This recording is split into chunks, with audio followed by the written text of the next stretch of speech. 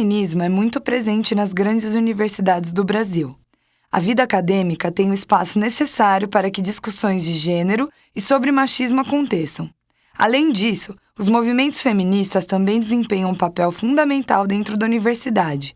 As estudantes e trabalhadoras se estruturam para lutar em conjunto contra as opressões que as mulheres sofrem dentro e fora da vida acadêmica. O primeiro, em relação às estudantes, que são os trotes machistas, na verdade, começa desde o começo do ano e vai se prolongando a ideia mesma durante algumas festas ao longo do ano, que sempre expõe a mulher como se ela fosse um objeto para para avaliar o corpo da mulher e dar uma nota para isso, sem considerar, na verdade, que é um ser humano e fica como se fosse uma mercadoria analisando o que valor que tem.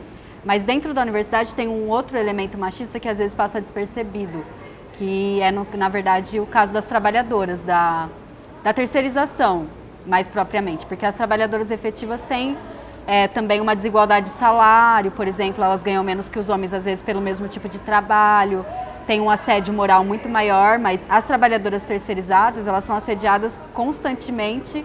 E é um machismo institucional da universidade. Tem coisas mais sutis que são muito machistas e são repressoras também. Como, por exemplo, eu venho de um curso que tem muita tradição oral, assim, tem muito desenvolvimento no movimento estudantil. Inclusive, eu sou militante, faço parte do movimento estudantil, e muitas vezes os homens, eles se sobrepõem às mulheres.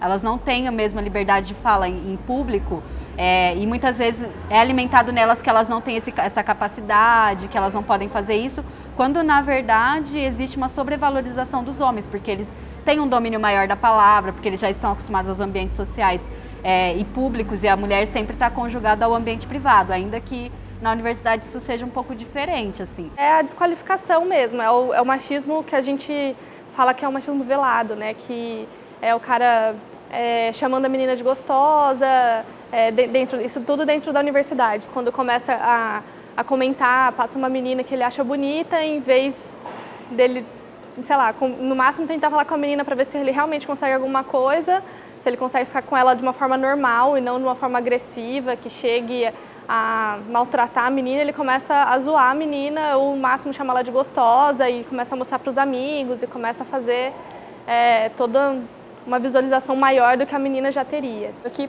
costuma pegar mais lá é durante as festas ou algum evento que tem, em que acaba vendo muita gente, não só da USP, de outras faculdades, mas de fora, e que sempre tem casos de homens tentando agarrar alguma menina, ou que já chega te puxando pelo braço, ou encostando sem ter permissão. Isso acontece sempre, assim. Já chegaram a falar, inclusive, que eu só falo bosta, porque eu tinha uma divergência de posicionamento, de leitura política do que estava acontecendo no movimento, e isso foi o que mais me pegou. Normalmente as mulheres ficam caladas e ficam se questionando se elas realmente estão falando alguma besteira ou não. As mulheres sofrem diversos atos de repressão dentro da universidade. Ter a sua opinião desvalorizada por ser mulher é a situação que ocorre com mais frequência. É para combater esse tipo de repressão que existem os coletivos e frentes feministas. Ele é composto por estudantes, tanto estudantes secundaristas, que fazem ensino médio, estudantes universitárias também, e trabalhadoras de várias categorias. E ele se estrutura em diversos locais, assim, tanto locais de estudo como locais de trabalho, e sempre atuando no sentido de colocar para as mulheres uma discussão sobre o papel da mulher na sociedade, como que historicamente a mulher foi oprimida. Na verdade, ela tem que se levantar contra quem oprimir ela, tanto dentro de casa, o próprio marido, às vezes o companheiro, que às vezes não é nem consciente, é uma reprodução natural, assim, do machismo.